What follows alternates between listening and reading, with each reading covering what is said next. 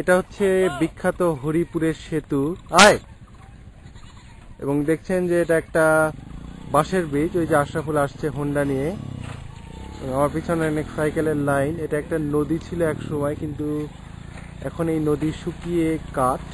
আশরাফুল আসলো মোটরসাইকেল নিয়ে বাঁশের সেতুর উপর, আমরা হেঁটে হেঁটে চলে এলাম। এই পাশে আবার পানিই নেই, একদমই পানি নেই।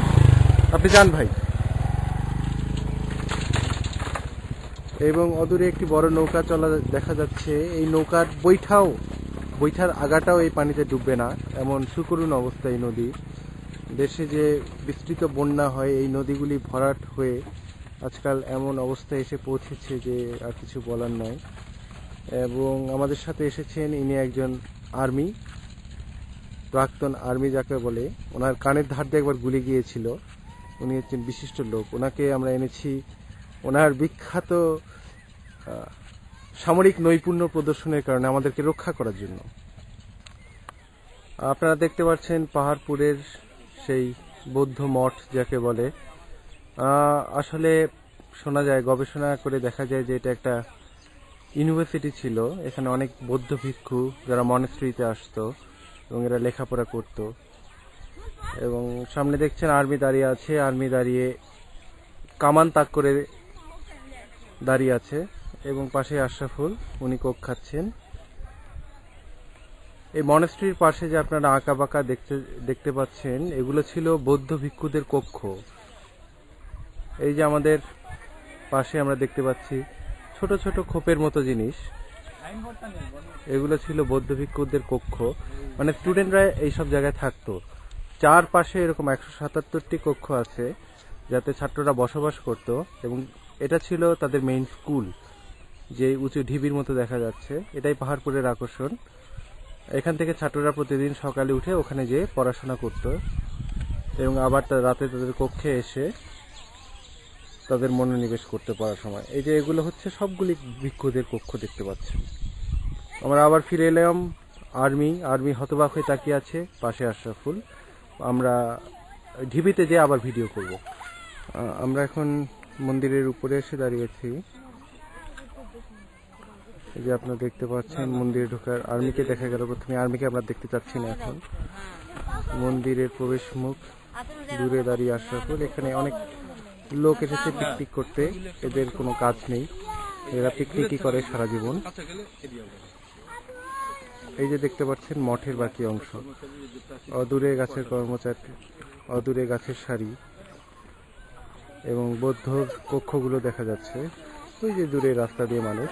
এখানে দেখতে পাচ্ছি কয়েকজন জুয়ারি তাস খেলছেন, নাউজুবিল্লাহ। তবে যাই হোক, ওনাদেরকে আমরা খেলতে দিই। দূরে গাছের সারি এবং গ্রাম দেখা যাচ্ছে। এটা আসলে একটি গ্রাম। এই গ্রামের মধ্যেই এই বৌদ্ধ মন্দিরটি অবস্থিত। এটি নাকি পুণ্ড্রবর্ধন নগরীর রাজধানী ছিল একসময়। আপনারা দেখছেন পাহাড়পুর, বনি আগেই বলছেন এই সম্পর্কে। এখানে আমরা আরেকটা জায়গায় আসছি, সেটা হচ্ছে এটা এরকম 4টা খোপ আছে, এরকম বড় বড় গেটের মতো।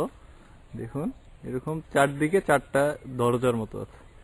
এই দরজা দিয়ে সম্ভবত বৌদ্ধ ভিক্ষুরা স্কুলে প্রবেশ করত।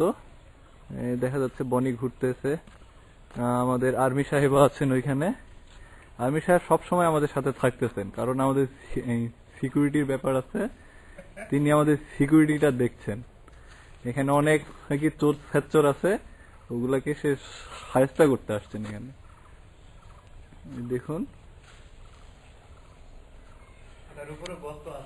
এটার উপরে নাকি শোনা কথা আমাদের, এটার উপরে একটা কুয়া আছে। কুয়া মানে একটা গর্ত। ওই গর্ত দিয়ে কাউকে ফালায় দিলে সে নাকি নিচে পড়তে ঘন্টা 2 লাগতো।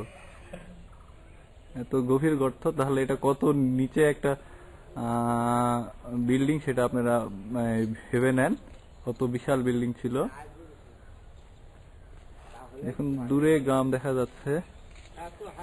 এখানে আজকে অনেক লোকজন এসেছে ঘোরার জন্য।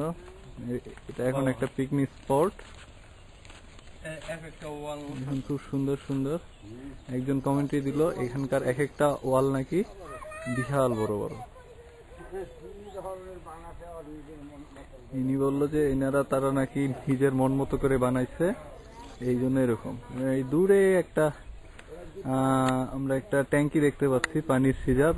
এইখান থেকে আর কি বৌদ্ধ ভিক্ষুরা পানি পান করতো। আর দূরে গ্রাম দেখা যাচ্ছে, তারপরে হচ্ছে বৌদ্ধ ভিক্ষুদের কক্ষ দেখা যাচ্ছে। এরকম কক্ষ এই পাহাড়পুরের মেইন বিল্ডিং এর চারোদিকে ছড়ায় আছে, মানে পুরা এটা একটা ওয়ালের মতো, কিন্তু চারোদিকে কক্ষ।